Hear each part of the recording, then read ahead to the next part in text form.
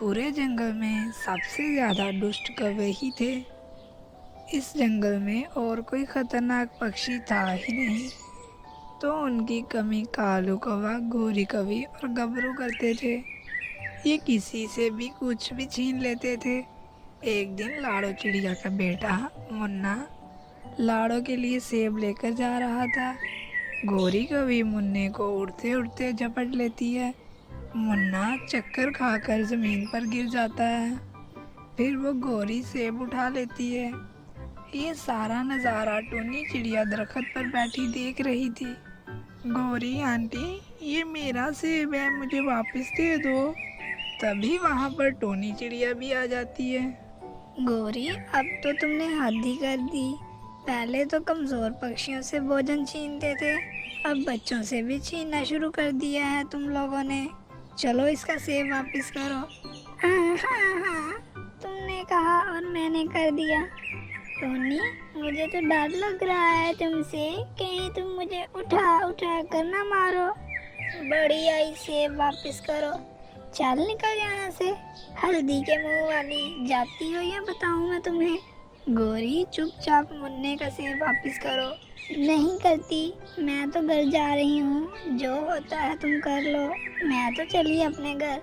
Tony aunty, ये मैं अपनी मामा के लिए लाया था। मैं ये जंगल के बाहर वाले पेड़ों से ढूंढ कर लाया था। अब मैं मामा को क्या दूंगा? मुन्ना बेटा, मेरे पास सेब तो नहीं है, कुछ गंदम की बालियां हैं, तुम वो ले जाओ, लाड़ो ये खा लेगी। फिर मुन्ना वो गंदम की बालियां लेकर घर वापस चला जाता है।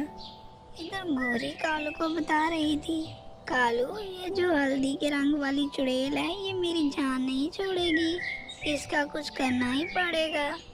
गोरी, किसकी बात कर रही हो? मुझे कुछ समझ नहीं आ रही। कालू, मैं तो टोनी की बात कर रही हूँ।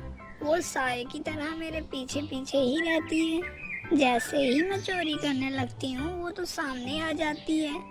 मुझे तो लगता है इसका इलाज करना ही होगा, ये ऐसे नहीं मानेगी। गोरी, क्यों पानी की तरह उबल रही हो? हुआ क्या है? कुछ बताओगी भी या नहीं? कालू, मैंने मुन्ने से सेब छीना तो टोनी आकर वहाँ पर भी शुरू हो गई, कहती मुन्ने का सेब वापस करो। तुम्हें फिर पता भी है मेरा, मैं आ गई। उसी वक्त कालू के घर पर दस्तक होती है। वो दोनों बाहर जाते हैं तो कौवों की ही एक प्रजाति का एक नीलू कौवा था। वो इनसे पीने के लिए पानी मांगता है। ये खुद भिखारी थे। नीलू कौवे के पास एक बैग था जिसमें कुछ पैसे थे।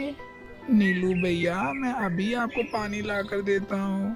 कालू नीलू कौवे को बातों में लगाता है और गोरी उसके पैसे चोरी कर लेती है। चल निकल यहाँ से, भिखारी कहीं का, बड़ा आया पानी मांगने वाला। मुझे पानी पिला दो, मुझे बड़ी प्यास लगी है। चल निकल, तू अभी भी यहाँ खड़ा है।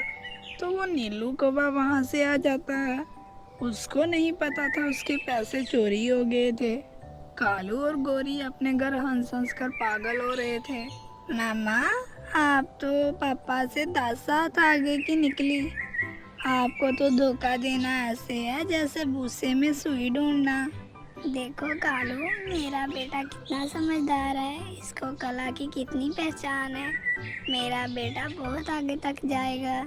हाँ गोरी, तुम सही कह रही हो। दूसरी तरफ जब नीलू को पता चलता है उसके पैसे चोरी हो गए हैं तो वो रोने लग जाता है, क्योंकि वो पैसे उसके बेटे की दवाई के थे।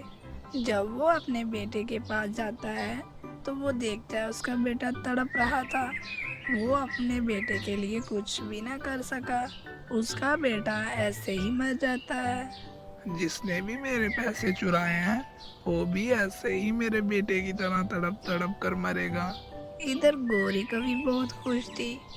वो जूस लेने के लिए लाड़ो के पास जाती है। लाड़ो, ये लो पैसे, मुझे 3 ग्लास पैक कर दो जूस के। गोरी, बड़ी बात है, तुम तो आज पैसे लेकर आई हो। तो लाड़ो गोरी को 3 ग्लास पैक करके देती है और गोरी वो जूस लेकर आ जाती है। कालू, रुको, अभी जूस ना पीना, मैं अभी आती हूँ। गोरी घर से कुछ काम के लिए जाती है।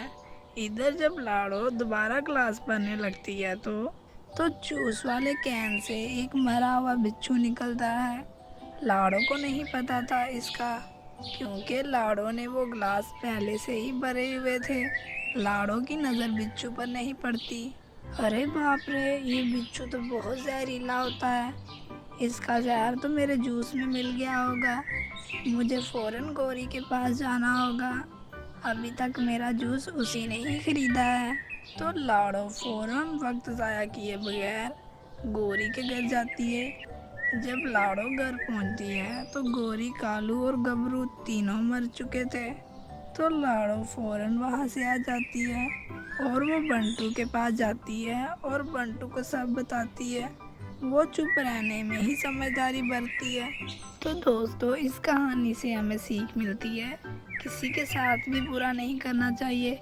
मजलूम की आह जालिम के घर तक जाती है। दोस्तों, आपको ये कहानी कैसी लगी? इस वीडियो को लाइक और अपने दोस्तों के साथ शेयर करें।